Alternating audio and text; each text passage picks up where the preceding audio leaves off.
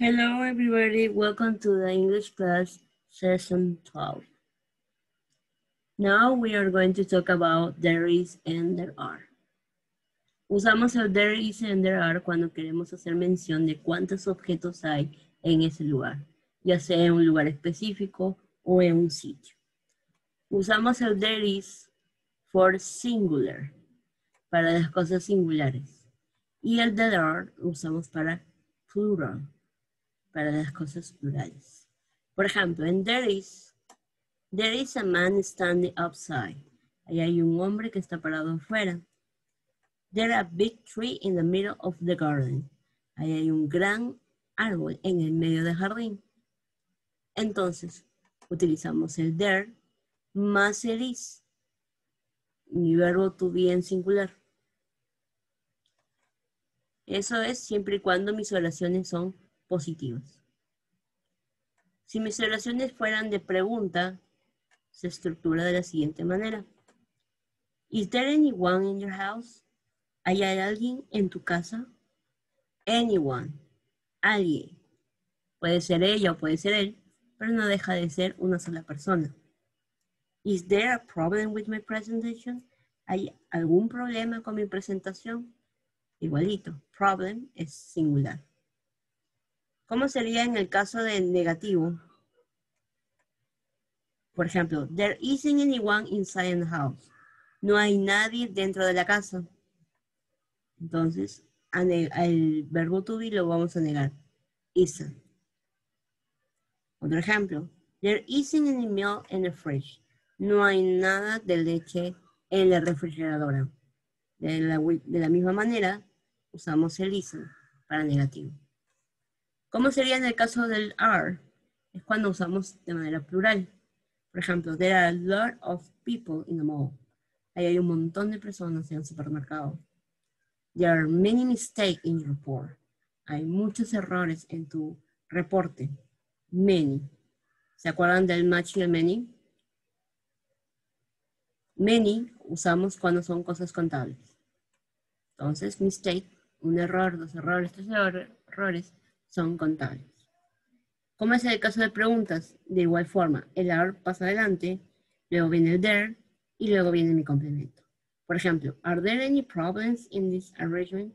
¿Hay algunos problemas en esta cita? Are there any mistakes in my report? ¿Hay algunos errores con ese plural en mi reporte? Y cuando es mis oraciones negativas, ¿cómo sería en este caso? There aren't a lot of people interested in joining this contest. No hay muchas personas interesadas en incluirse en ese concurso. Entonces, usamos el there is to show existence of something or someone. Utilizamos algo que existe de algo o de alguien. Y it is identifies something or someone.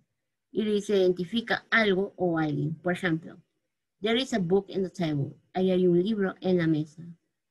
I like this book. It's interesting. Es interesante. ¿Qué cosa es interesante? El book. Entonces, ese it is, que vendría a ser esto, es mi reemplazo del book. Otro ejemplo. There is somebody on the door. Ahí hay alguien en la puerta. Entonces, puedes escribir there is separado o puedes poner there's a somebody on the door. Las dos opciones es válida. En el caso de it's, the door is very heavy. It is expensive. La puerta está muy pesada. Es cara. ¿De quién estamos hablando? De la puerta. Ahora vamos a hablar acerca de las oraciones activas o pasivas. Active and passive voice. En el tiempo de presente y en el tiempo de pasado.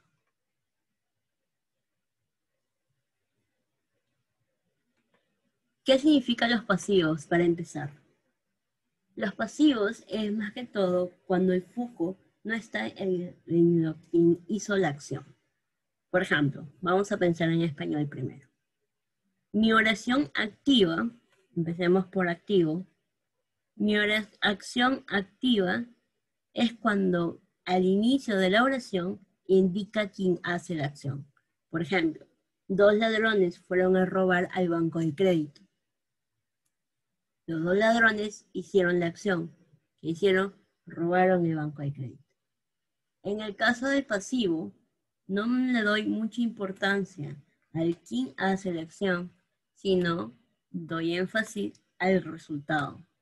En el ejemplo de ¿cómo sería en el ejemplo? El banco de crédito fue robado por 2 ladrones. Está al inverso.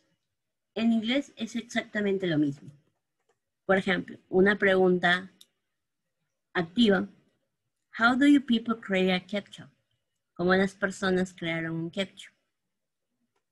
¿Y cómo sería una respuesta activa, una respuesta normal? People create a CAPTCHA for tomatoes. Las personas crearon el CAPTCHA de los tomates. Sin embargo, ¿cómo sería una oración pasiva? How is CAPTCHA created? ¿Cómo fue creado este CAPTCHA? Como ven, no damos prioridad al inicio de la oración quién hizo el CAPTCHA, sino cómo fue creado. Si queremos, podemos adicionarlo después quién hizo el CAPTCHA, pero se pone al final de la oración. ¿Y cómo sería una respuesta pasiva? CAPTCHA is created from tomatoes. El CAPTCHA fue creado desde los tomates. Se da a entender que fue creado de las personas. Sin embargo, ya no se menciona. Como pueden observar, mi verbo es el verbo to be porque estamos en presente. Y created, ¿qué pasa aquí? El verbo no es que estuviera en pasado, simplemente que está en participio. Revisen sus listas de verbos que se ha publicado en la plataforma y la tercera lista son los verbos en participio. Cuando utilicemos pasivos, independientemente si es presente o pasado, vamos a usar los verbos de la tercera lista. Otro ejemplo en el presente simple. ¿Cómo es una oración activa? Where do farmers grow our grapes? ¿Dónde se sembraron los agricultores las uvas? Y la respuesta de manera activa sería Farmers grow grapes in California. Los agricultores sembraron las uvas en California. Entonces, al inicio está quién hace la acción. En este caso, los agricultores. ¿Qué hicieron? Sembraron las uvas. E igualmente la pregunta, where do the farmers? Nuevamente, los farmers son los que hacen la acción. ¿Qué hicieron? Sembraron uvas. Mi oración pasiva, recuerden de que no me interesa o no le doy énfasis a quién hace la acción. Entonces, mi pregunta sería, where are grapes grow? ¿En dónde se sembró las uvas? Entonces, da a entender de que estamos hablando del agricultor, sin embargo, no lo mencionamos. Entonces, ¿cómo va aquí? Le pongo el verbo to be porque estamos hablando de grapes plural y grown, que es mi verbo en participio de sembrar. Grapes are grown by farmers in California. Las uvas fueron cultivadas por los agricultores en California. Como pueden observar, el quien hace la acción va al final de mi oración. Ahora vamos a ver los activos, pero en el tiempo pasado.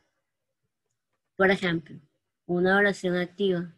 When did they discover the world's largest diamond? ¿Dónde descubrieron el diamante más largo del mundo? They discovered the world's largest diamond in 1905. Ellos descubrieron el diamante más largo en el año 1905. Discovered. ¿Sí? Está en pasado. Mi oración pasiva, ¿cómo sería? When was the world's largest diamond discovered? ¿Cómo fue descubierto el diamante más largo del mundo?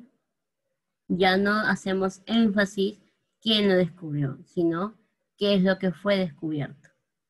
¿Y cómo sería mi respuesta en pasivo? The world's largest diamond was discovered in 1905. El diamante largo fue descubierto en 1905. Igual, no menciona quién lo ha descubierto, sino qué es lo que se descubrió. Otro ejemplo, en pasado. Un ejemplo de manera, una pregunta de manera activa. Where did someone find the world's largest diamond? ¿Dónde encontró la persona el diamante más largo? Someone, alguien. Someone found the world's largest diamond in South Africa. Alguien encontró el diamante más largo en Sudáfrica. ¿Quién? Alguien. Y él es el que parte o inicia la oración. Ahora, ¿cómo sería de manera pasiva? Where was the world's largest diamond found? ¿Dónde fue encontrado el diamante más largo, más grande del mundo? Ahí ya no hago énfasis quién lo hizo o qué lo publicó, sino lo que está sucediendo. Y mi oración pasiva sería, The world's largest diamond was found in South Africa. El diamante más largo del mundo fue encontrado en Sudáfrica. No indica por quién fue encontrado, sino qué es lo que se encontró.